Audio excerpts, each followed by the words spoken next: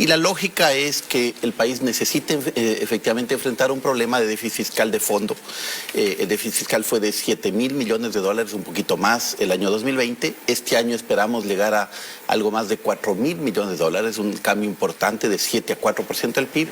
Y el año que viene deberíamos llegar, si se aprueba la reforma tributaria, a un déficit cercano a 2,5% del PIB. Es un ajuste grande, es un fortalecimiento de la situación fiscal bien importante, que es fundamental para que el país sea creíble, para que el crecimiento sea sostenible y para que realmente el entorno también permita recuperación y reactivación económica, que ya se está viendo en estos meses luego de la pandemia. Eso desde el lado del déficit, y queda clarísimo. Ahora, ¿cómo evitamos que poniéndole impuestos a las grandes empresas, estas no terminen contrayendo sus iniciativas o sus expectativas de inversión?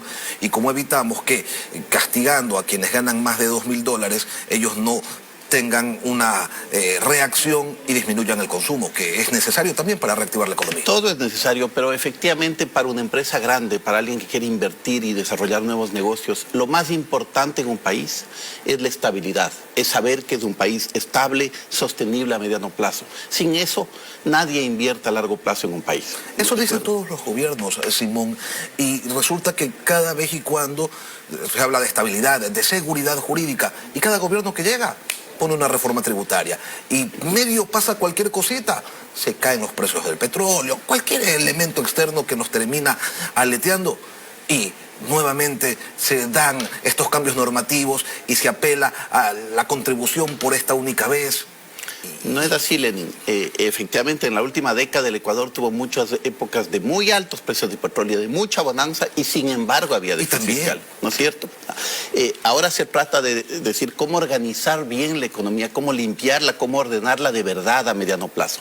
No es una reforma puntual para un añito, es un tema de mediano plazo, pero que efectivamente tiene dos grandes tipos de contribuciones, ¿no es cierto? Una contribución más sostenible y de mediano plazo, que afecta efectivamente el impuesto a la renta de las personas del 3,4% más rico o de mayores ingresos de la población económicamente activa del Ecuador. No topa la reforma al 96 y pico por ciento de la población que está debajo de esos niveles de ingresos, por un lado, y también contribuciones temporales que están ligadas a la situación del COVID y tal, pero que solo topan a empresas muy grandes y a personas de altos ingresos y alto patrimonio. ¿Usted podría decirnos, Simón, como ministro de Economía y Finanzas, que esta es la primera y la última reforma tributaria de este gobierno?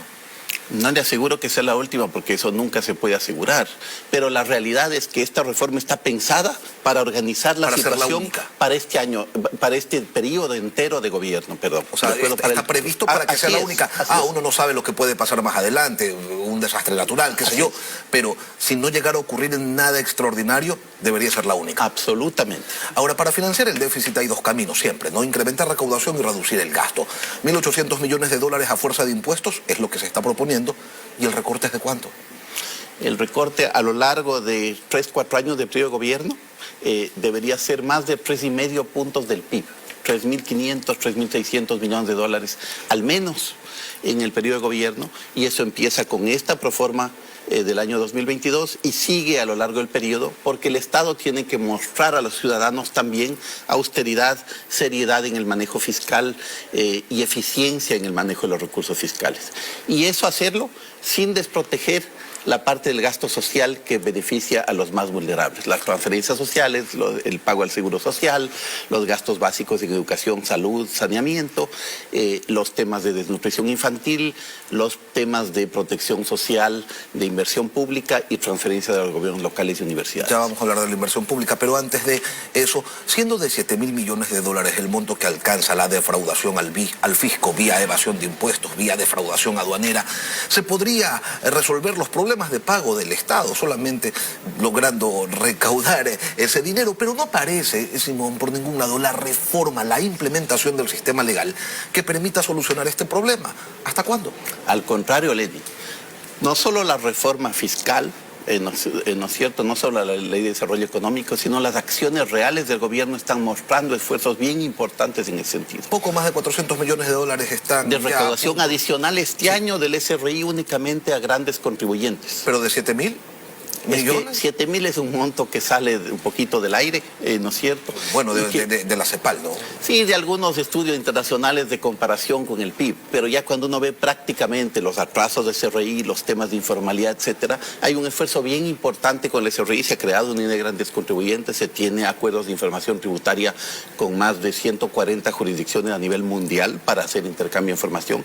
La propia ley prevé varios aspectos para fortalecer la capacidad de cobro de SRI y aduanas, prevé varios aspectos para obligar a contribuyentes ciudadanos ecuatorianos que son contribuyentes en otros países, pero que tienen negocios relevantes, grandes en el Ecuador, a que también contribuyan y declaren aquí.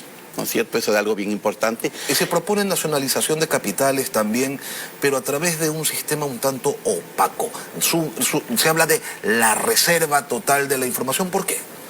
Al contrario, lo que se prevé es un sistema de sinceramiento patrimonial que permita que, ya que el Ecuador, y esto es buena práctica en muchos países del mundo que ya lo han hecho en la región lo ha hecho Colombia, lo ha hecho Chile, lo ha hecho Brasil. ¿Por qué con reserva absoluta? No es con reserva absoluta, es simplemente asegurar que el contribuyente, igual que cualquier contribuyente, tenga que hacer su declaración patrimonial acá, tenga que transparentar sus recursos acá y tenga por lo tanto que pagar impuestos sobre el flujo futuro de esos recursos, como es para cualquier contribuyente, no hay ninguna reserva particular de ninguno. ¿Y cuál es la aspiración de captación o de repatriación de capitales en función de esta propuesta? Eso es muy difícil saber exactamente. Sí, pero uno se plantea siempre un objetivo. Más o menos la idea del gobierno sería que esta área podría recaudar cerca de 200 millones de dólares.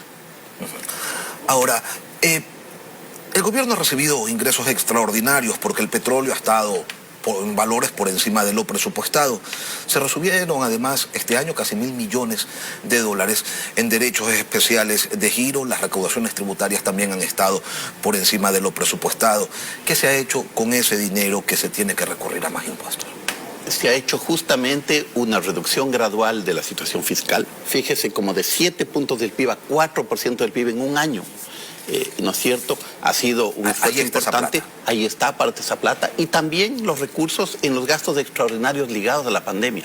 La pandemia nos ha costado como país en excepcional cerca de 900 millones de dólares. Y ya se ha pagado una parte. Ya sí, ya se ha pagado prácticamente todo de eso, se ha pagado para todas las vacunas y toda la logística y el proceso de vacunación. ¿Qué se dejó de pagar para tener esos recursos libres y poder destinarlos a la atención de la vacunación? Lo que se ha tenido que hacer es ser muy austero en el día a día de todos los ministerios y todos los presupuestos y todos los gastos públicos, ¿no es cierto? Parte del trabajo es asegurarnos que los recursos vayan a donde deben ir y se ha empezado a trabajar seriamente con el sistema de compras públicas, con el CERCOP, para ir uniformizando las compras, evitando despilfarro en el gasto público y asegurándonos que las compras sean a precios cada vez más estandarizados y adecuados, porque esa es la única forma de proteger los recursos sin afectar las necesidades. Y al mismo tiempo se ha incrementado transferencias sociales. La cobertura de familias que reciben bonos ha crecido, cerca de 450.000 familias adicionales de este año versus el año anterior que reciben bonos, ¿no es cierto? Y nos hemos ido poniendo al día además, por ejemplo, con gobiernos locales, con proveedores del Estado, etcétera, para ir avanzando en ese camino. No es fácil porque hay una herencia pesada, pero hay que hacerlo de forma ordenada, de forma seria, de forma transparente. No es entonces que la pandemia ha dejado un hueco que hay que cubrir y entonces necesariamente se requiere esta reforma tributaria para cubrir ese hueco, porque se ha trabajado de manera ordenada, se ha trabajado con austeridad y además ha habido estos ingresos extraordinarios. Así es. Sin embargo, la pandemia, como en todos los países del mundo, ha tenido un impacto económico muy duro.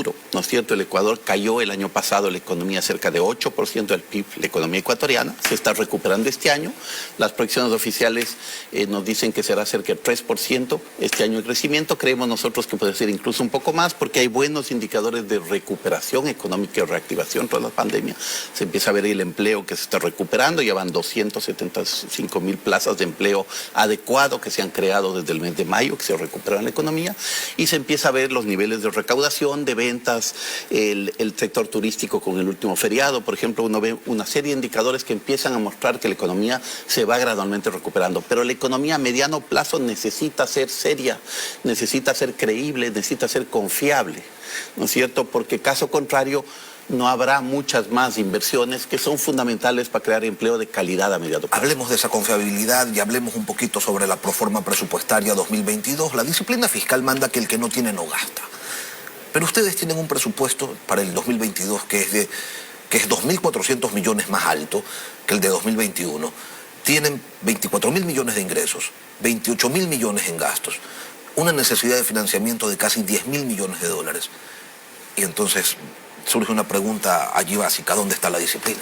A ver, se le dé mucho a la disciplina en realidad en la proforma, porque díganos dónde. Seguimos con el ritmo de reducción del déficit fiscal, ¿no es cierto? Como le decía, quizás este año 2021 acabemos en algo más de 4.000 millones. La proforma prevé un déficit fiscal de como 3.700, pero eso es sin los ingresos de la reforma tributaria de la Ley de Desarrollo Económico, ¿no es cierto? Si asumimos que esa ley se puede aprobar en la Asamblea y puede avanzar y podemos transitar en ese camino, entonces el déficit fiscal del año que viene será cercano a 2.500 millones de dólares. Imagínense pasar de 7.000 a 2.500 en 2 años, es un esfuerzo muy grande para el Estado, ¿no es Claro, cierto? pero también estamos pasando a tener una deuda de 78 puntos del PIB. No. La deuda es en 63% del PIB este rato. ¿Y 10 puntos más que ahora se prevé? Es que no es así, Lenin, porque el financiamiento lo que suma es el déficit fiscal más las amortizaciones de pago que hay que pagar, y por lo tanto la deuda sube por el financiamiento, pero baja por las amortizaciones que va. La deuda en porcentaje del PIB en el año 2000 depende un poquito del avance del tema tributario, ¿no es cierto? Pero debería subir muy marginalmente de 63, quedarse en 64, 65% del PIB y empezar a bajar. Hay que entender un tema, ¿no es cierto? Cuando un Estado tiene déficit fiscal, que es lo que ha venido arrastrando el Ecuador por muchos años, ese déficit se financia con deuda. Y por lo tanto, si hay déficit, va creciendo la deuda pública. Tiene que crecer lentamente la deuda pública y más lento que la economía para que empiece a caer la deuda en porcentaje del PIB. Eso es lo que estamos haciendo, eso es lo que estamos planeando de forma ordenada, pero al mismo tiempo tenemos que hacerlo sin afectar el gasto social y sin afectar la recuperación de la reactivación económica. Entonces es un ejercicio de equilibrio. Ministro, ¿cómo se reactiva la economía en un país donde el 1% de su presupuesto se destina a gastos de inversión? No es cierto que de los ¿Cuánto se va a destinar? Es que usted está hablando del presupuesto global, cuando suma ingresos, gastos, financiamiento, etcétera. Sí. ¿No es cierto? La inversión pública va a ser más alta que este año, cuando uno le compara papas con papas, que le compara realmente, ¿no es cierto? Un tema importante la proforma es su transparencia y podemos hablar un poquito de eso. Pero la inversión pública va a ser cerca de 2.000 millones, 1.870 millones de dólares en proyectos de inversión pública para todos los temas priorizados del plan de desarrollo, todos los temas importantes como desnutrición, salud, educación, seguridad, avances en todas esas materias. Pero cuando dicen educación, seguridad, salud, ministro, usted me está contando los sueldos también. No, absolutamente no. Esa es una gran diferencia de esta proforma contra proformas anteriores, ¿no es cierto? Esta proforma busca ser muy transparente. ¿Y eso qué implica? Que en el pasado usted tenía sueldos y bonos que estaban de alguna manera clasificados como gastos de inversión.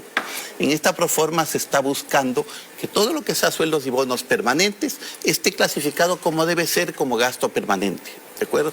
Y eso implica que haya que comparar lo comparable, porque efectivamente, si no, se decía, la inflación es, el gasto de inversión es muy alto, ¿no es cierto? Pero en realidad ese gasto de inversión tenía, la mitad de ese gasto correspondía a sueldos y bonos que en realidad están ahora reclasificados donde debe ser, y a veces más de la mitad. Entonces, cuando uno le compara lo comparable, el plan anual de inversiones va a subir de 1.400 a casi 1.900 millones de dólares. Hay observaciones de algunos sectores, ministros, y es importante que usted lo aclare. Hay observaciones que señalan que ha habido un recorte en más de 200 millones de dólares en lo que se va a entregar a las universidades públicas. ¿Es verdad? ¿No es verdad? Y si es así, ¿por qué? No es así. Lo que pasa, Lenin, es que las universidades tienen por un lado transferencias de asignaciones del presupuesto general del Estado y por otro lado tienen gastos ligados a sus propias fuentes de financiamiento y a sus ingresos de autogestión. Entonces, cuando uno compara un año contra otro, tiene que comparar lo comparable. Si uno compara las asignaciones de un año con el otro, hay un incremento del presupuesto a las universidades. Y eso es lo que hace el Ministerio de Finanzas, es un incremento, porque además ese incremento está dependiendo en buena parte de sistemas de los ingresos del Estado. Como los ingresos del Estado están recuperándose, entonces las transferencias a la universidad se van a recuperar. Dicho sea de paso, si en paralelo se aprueba la ley de desarrollo económico, eso implicará más ingresos permanentes para el Estado y podría incrementar las transferencias tanto a GATS como a universidades más allá de lo que esté en la proforma. ¿Al IES se le va a pagar? Al IES se le va a seguir ordenando. Estamos con el IES trabajando muy de cerca en varios temas para ir aclarando temas del pasado también, ¿no es cierto? Como en otros sectores hay muchos temas que hay que ir ordenando y arreglando. Y parte es ver deudas del pasado para asegurarnos que sean deudas de verdad, que sean auditadas, etcétera, y poder ponernos al día. Y por otro lado, trabajar con el IES en las transferencias más normales, digamos, de pensiones. Y la parte de transferencias corrientes de la proforma sube en buena parte por la transferencia de la Seguridad Social y por el pago de bonos como el bono de desarrollo humano. Simón Cueva, ministro de Economía y Finanzas. Podríamos quedarnos conversando toda la mañana, pero sí, el tiempo es un tirano. Gracias por acompañarnos hoy aquí en Contraluz. Muchas gracias, Lenin. Gracias por la invitación. Gracias a usted.